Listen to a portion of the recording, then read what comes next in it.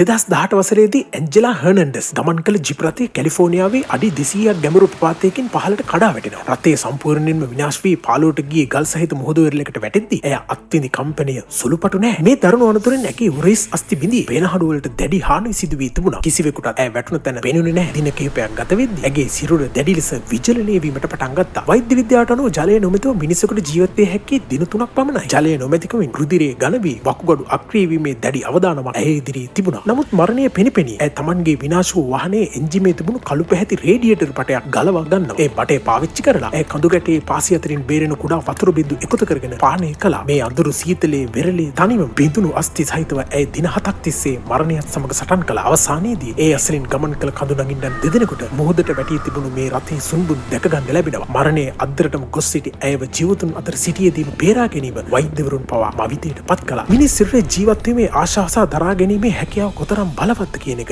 මේ කතාවෙන් හොඳින්ම ඔප්පු වෙනවා. මේ වගේ දේවල් දැනගන්න හැකිනම් subscribe කරන්න. නොහැකිනම් වහාම subscribe කරන්න.